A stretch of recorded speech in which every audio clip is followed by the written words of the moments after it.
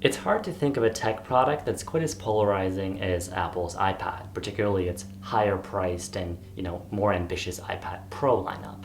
Because Apple themselves and a lot of tech journalists and YouTubers have positioned the iPad as, potentially a laptop replacement. Can you throw away your computer? Can you, do all this stuff? And that's, interesting to think about, but I think a lot of people miss the point that the iPad and tablets in general are something different. And while laptops are really exciting and they're really great, and I really honestly think most people should have a laptop or desktop or something, there is a point to be made for iPads. And I, as a college student, used iPads for a while. Since the iPad Pro line came out, I've been a really big fan of it for note taking and for a lot of other things like that. It's a great kind of niche computer for certain tasks like note taking, like reading, and if you read stories online, you'll actually see airline pilots, music producers. There's a lot of interesting kind of roles the iPad fills for jobs like that no other computer can. So I think it's better to focus on what the iPad can do uniquely rather than thinking, oh, could I throw away my computer and laptop for it? Because if you really are thinking about paradigm shifting and just going all in on an iPad, that's kind of like adopting a religion. It's a drastic move. It's something that I think is going to take getting used to, and it's not something I think most people should really consider, especially with the iPad Pro, because at the price that these are priced at, if you can afford one of these, you probably can afford or already have a laptop, made in the last 10 years or so that you should also probably be using. But with that said, we are at home now, right? Our lives are on hold now. Everyone's in quarantine, so things are a little different.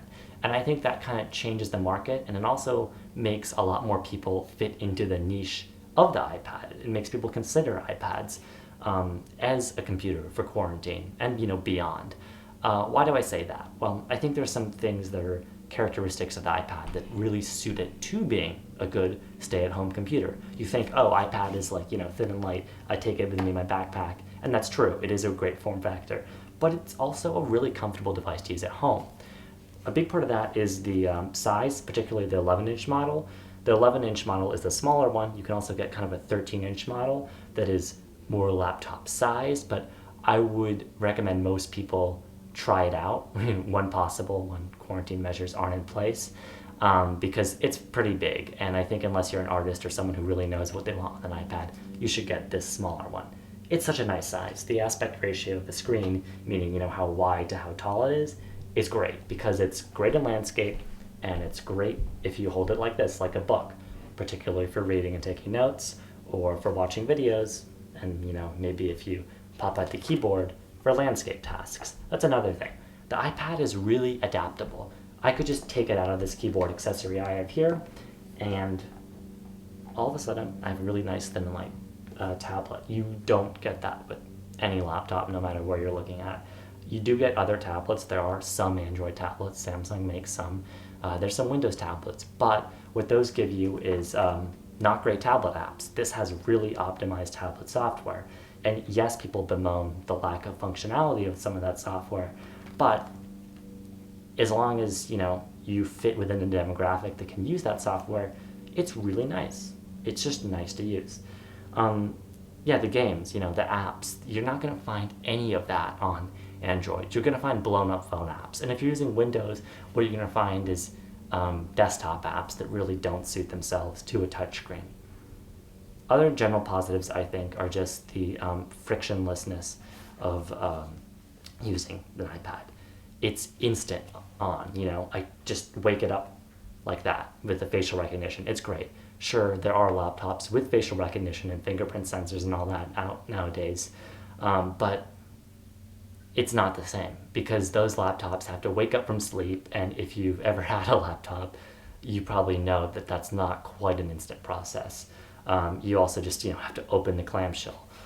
With this, you could have it with no case, and you could just kind of raise it up to your face, or even if you do have a keyboard case like I do, you just kind of open it and then unlock it.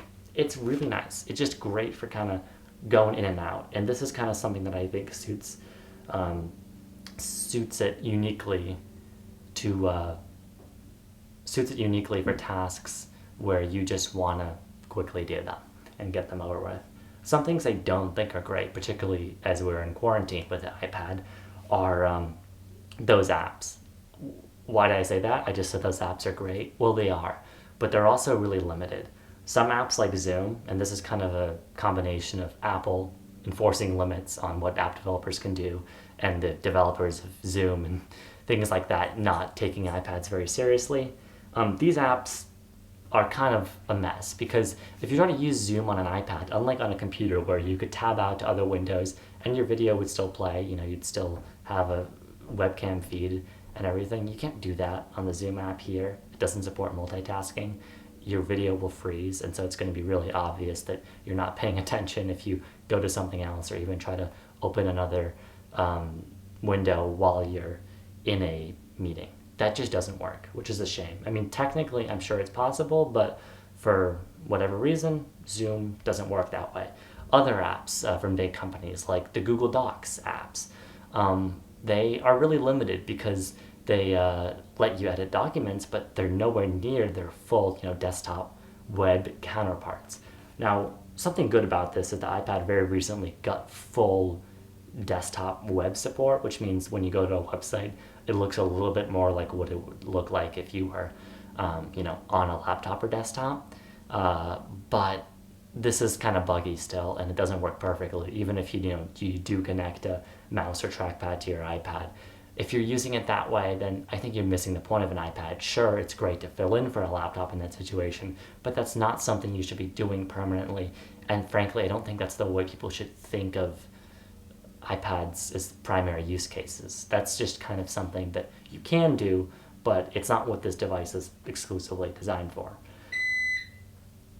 Now, speaking further to the web browsing on this, you can't install browser extensions because it's not really a full web browser. You could install Google Chrome, you can install a mobile Google Chrome app, but it's nothing like the fully featured Google Chrome desktop app. Again, that's because Apple has very strict security limitations on the software they allow on an iPad. So an extension you might be using a lot now or consider using is Netflix Party. It's a really nice Chrome extension that lets you sync Netflix playback with other people online. So kind of like you're watching Netflix together in a virtual room. You can watch shows together, and if you call each other on FaceTime or Discord, you can have a ball with that.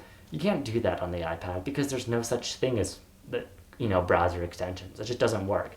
Now, I'm sure Netflix could build that functionality in, but they haven't yet. So again, you're at the mercy of what app developers do and what Apple lets them do. And you're not, and that's not the case on a computer.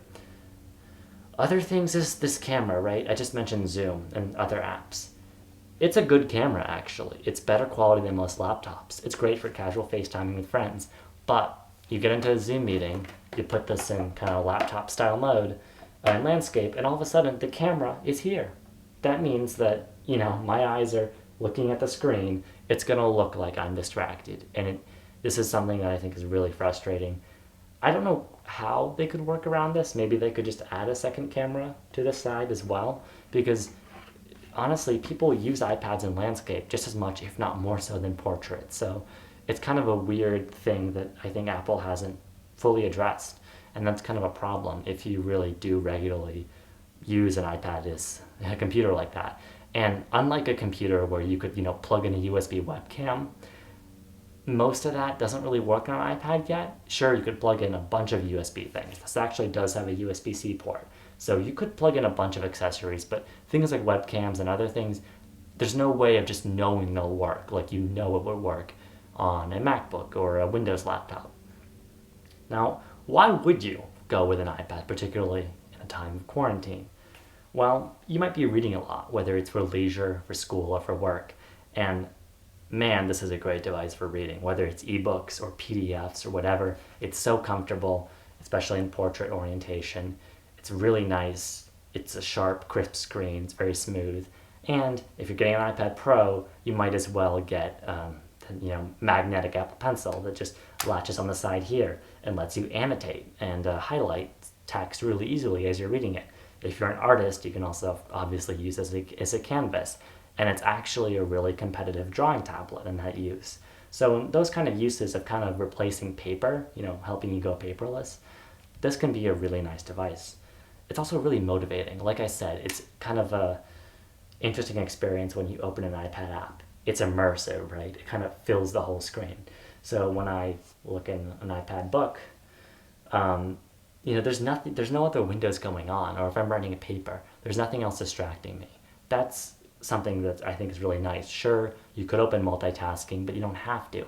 And by default, when you open something, it's gonna take up the whole screen. It's kind of gonna get you, in the flow, and that adds on to the instant wake and all that other stuff the iPad has. Of it's just casual, but it's also like focused, right? You just can pick it up and go, and there's nothing stopping you when everything works, and that feels great. It's also a great computer if you're a person, or if you know people who don't traditionally like computers. We all have that relative who has malware on their computer, or their computer's super slow because they've installed a bunch of crap online that they don't know what it is. You can't do that on an iPad. The upside of Apple's security limitations, as frustrating as they are if you're like a power user, is that it's actually kind of hard to break an iPad, like software-wise. You can't mess it up. You can't like install stuff that's going to slow it down. It just doesn't happen because you have to install apps to the App Store, and that's the best and worst thing about the iPad in many ways. But in this sense, it's an upside, because if you're someone, or again, if you know someone who doesn't like the hassle of a traditional computer and having to deal with that, and maybe they have a bunch of files in their desktop, there is no desktop with files on it. There's none of that. Everything is really easily managed and kind of done automatically. Now, how about when quarantine ends, right? You just spend a big chunk of change on a new 2018 or 2020 iPad Pro. What are you going to do then? Well, guess what? It's actually still a great computer. It's still as portable and sleek as ever. If you get a cellular model, you can stay connected everywhere, and that's particularly nice if you're a business person or you're on the go a lot. I'd highly recommend considering that. That's something that's really nice that you can't get with most laptops. It's smaller than most laptops, it's sleeker than most laptops, and there's some really exciting accessories, like I mentioned the Apple Pencil, or Apple's own magnetic keyboard, and their upcoming keyboard with a trackpad built in. There's a lot of exciting stuff that lets you use the iPad in different ways, and it's a cool computer. I don't think it should be most people's only computer unless you fall into that niche of, being someone who doesn't like computers normally, then it's okay, but it's an alternative computer. But alternative doesn't mean bad, it just means different. The iPad is different, and I think people should embrace that. And when you do embrace it, and if you know the right use case, this is just such an amazing device. And even at its high price, one of the best values in technology, because it's really cutting edge hardware.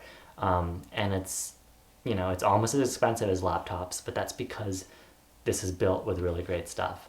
I love the iPad as a quarantine computer, and it has shortcomings for sure, but I think it's something that is definitely worth considering.